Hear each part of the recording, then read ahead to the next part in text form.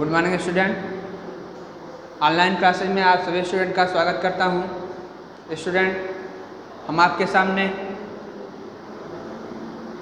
Civil third year 6th semester बच्चों के लिए quantity surveying and valuation subject फिर से एक बार लेकर उपस्थित हुए हैं। तो स्टूडेंट, हम QS&V क्वांटिटी सर्वेइंग वैल्यूएशन में यूनिट 2 देख रहे हैं और यूनिट 2 में ये हमारी स्टूडेंट दूसरी वीडियो होगी। यहाँ पे देखिए 2.2 का मतलब है स्टूडेंट यूनिट 2 का दूसरा वीडियो, ठीक है। वैसे स्टूडेंट, मैंने आपको पिछले वीडियो में बताया था कि ये जो चैप्टर है, हम चैप्टर में पढ़ रहे हैं यूनिट 2 में मेजरमेंट्स, ठीक है, यूनिट्स ऑफ मेजरमेंट पढ़ रहे हैं। तो अकॉर्डिंग टू सिलेबस ये आपका दूसरा चैप्टर जो न्यू सिलेबस है स्टूडेंट, उसमें आपका ये तीसरा चैप्टर भी हो सकता है, ध्यान रखिएगा, ठीक है। तीसरा चैप्टर किसी बुक में दे रखा होगा, ठीक है। तो इसलिए ध्यान रखिएगा, इसमें कोई कन्फ्यूजन नहीं होना है, ठीक है। तो इसलिए हम यहाँ पे यूनिट 2 एंड 3 लिख रहे हैं, ठीक, कोई डाउट नहीं होना है। चलिए, तो हम स्टार्ट करते हैं स्टूडेंट। पिछले वीडियो में हमने आप पे बताया था, चर्चा हमने किया था स्टूडेंट कि यूनिट्स मेजरमेंट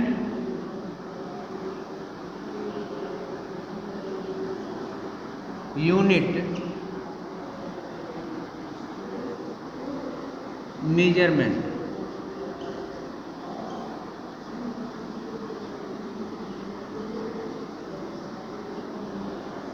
ठीक है, मापन यूनिट मेजरमेंट या मेजरमेंट्स यूनिट, ठीक है, मापन की इकाई स्टूडेंट, इसमें हम चर्चा कर रहे थे। तो डिफरेंट टाइप के जो मटेरियल होते हैं जो सिविल इंजीनियरिंग में लगते हैं, डिफरेंट टाइप के आइटम वर्क ऑफ सिविल, विभिन्न प्रकार के मद जो कंस्ट्रक्शन सिविल का जो कंस्ट्रक्शन होता है उसमें डिफरेंट टाइप के आइटम्स मदों का विवरण, और उसका हम यूनिट ऑफ मेजरमेंट कैसे करते हैं स्टूडेंट, ठीक है, उसका मापन कैसे करते हैं, ठीक है, यूनिट ऑफ मेजरमेंट कैसे करते हैं, उसके बारे में हमने आपको सारणी बनाया था स्टूडेंट।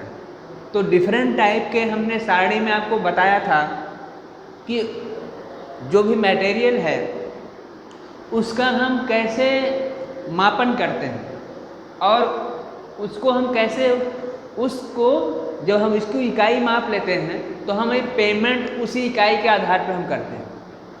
तो मटेरियल की समस्त मटेरियल जो सिविल इंजीनियरिंग में स्टूडेंट लगते हैं, उन सभी मटेरियल्स या आइटम वर्क ऑफ सिविल, जितने भी आइटम सिविल इंजीनियरिंग में लगते हैं, आइटम्स हैं, मदें हैं, उनका हम मापन अगर हमें क्लियर होगा तभी हम उसका रेट एनालिसिस कर सकते हैं, तभी हम उसका एस्टीमेट बना सकते हैं।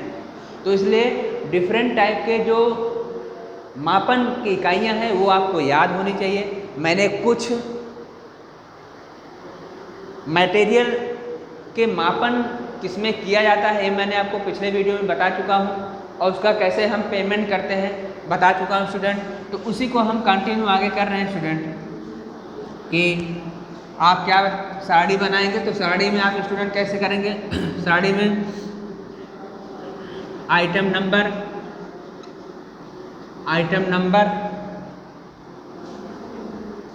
डिस्क्रिप्शन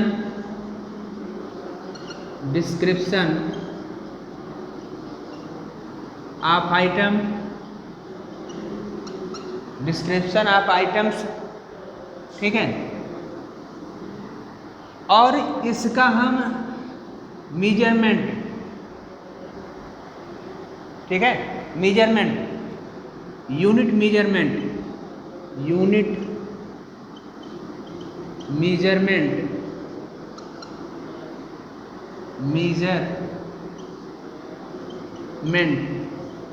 किस में करेंगे, उसकी इकाई किस में करेंगे, और उसका पेमेंट कैसे करेंगे।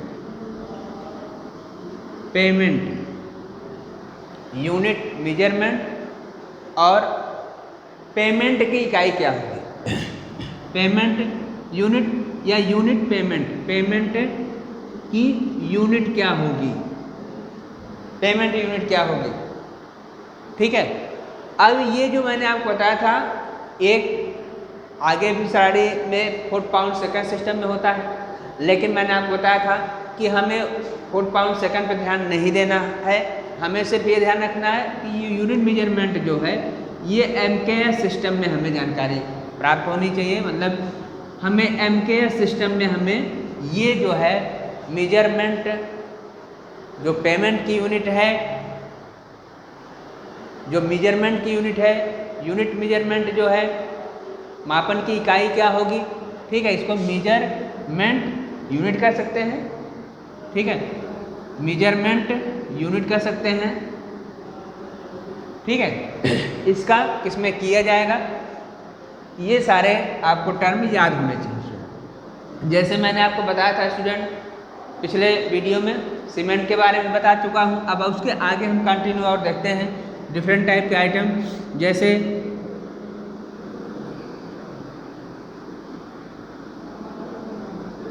कंकर,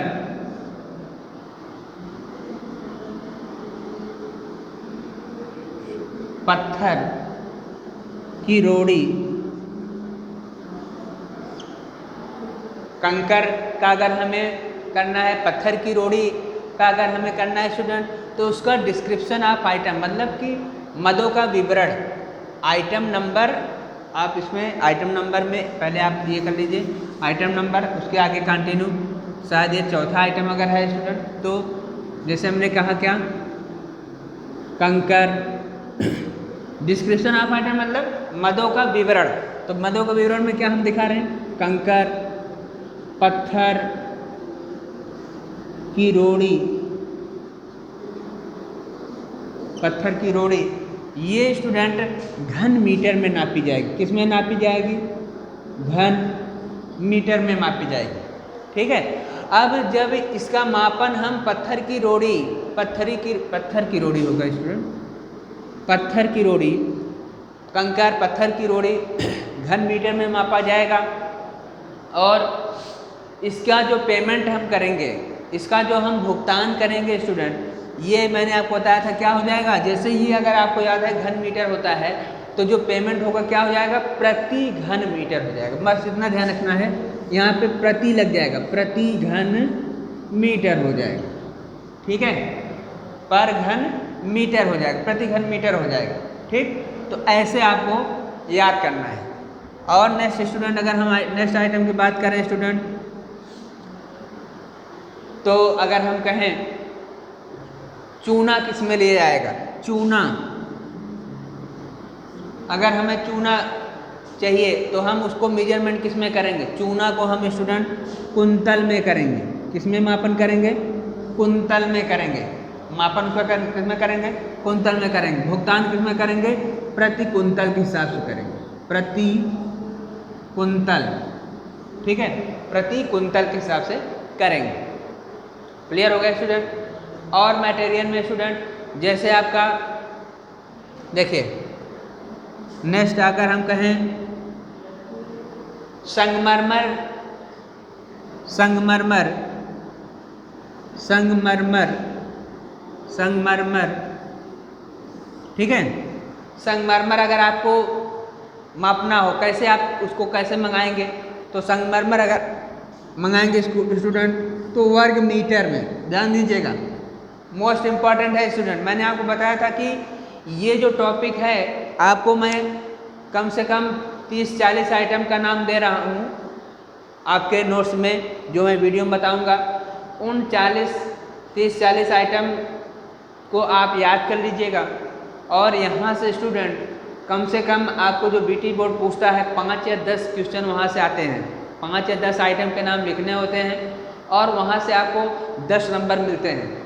ठीक है, तो सारे इम्पॉर्टेंट ही मैं आपके यहाँ पे राइट डाउन कर रहा हूँ, इसलिए आपको यहाँ पे जो नोट्स वीडियो में मैं दे रहा हूँ वो मोस्ट इम्पॉर्टेंट ही टॉपिक को यहाँ पे आपको लिख रहा हूँ, क्योंकि सिविल इंजीनियरिंग में मटेरियल और आइटम ऑफ वर्क जो है बहुत ज़्यादा है स्टूडेंट, ठीक है।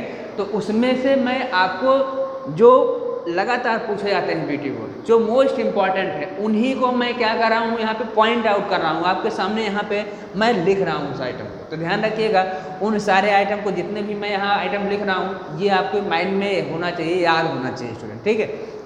चलिए अब ये संगमरमर वर्ग मीटर में, इसको स्टूडेंट हम पेमेंट करेंगे तो प्रति वर्ग मीटर में, प्रति वर्ग मीटर में,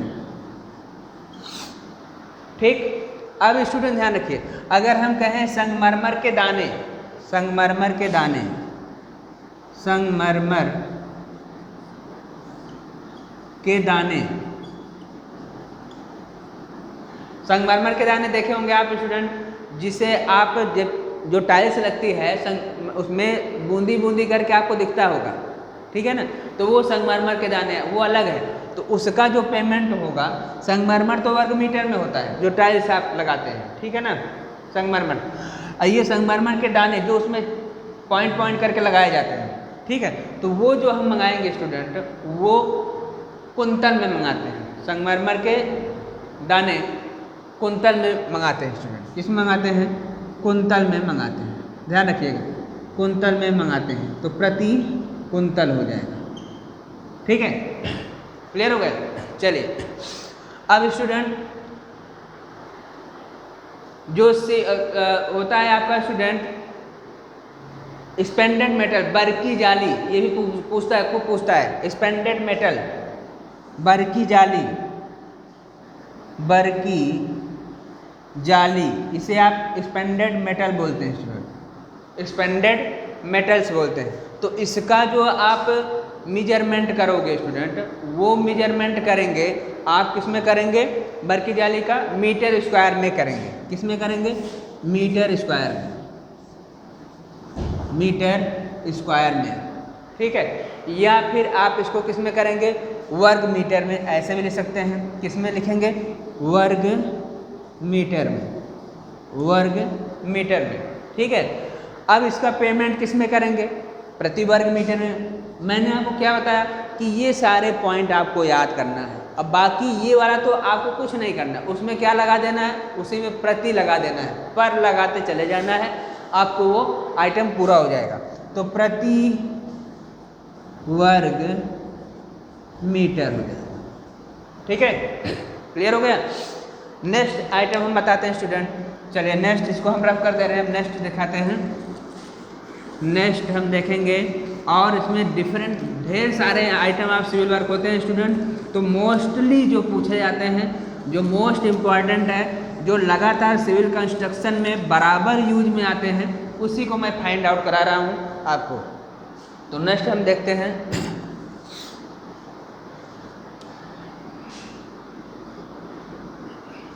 अब हम देखेंगे स्टूडेंट अर्थवर्क, मृदा कार्य, सिविल इंजीनियरिंग में मृदा कार्य, उससे संबंधित जो आइटम आपसे बनते हैं, उसकी यूनिट कैसे करेंगे, उसका पेमेंट कैसे करेंगे, उसके बारे में हम देखते हैं। तो स्टूडेंट स्थल की सफाई, हम अगर हम पूछे स्टूडेंट स्थल की सफाई, साइट की क्लियरेंस, स्थल की सफाई, स्थल की सफाई,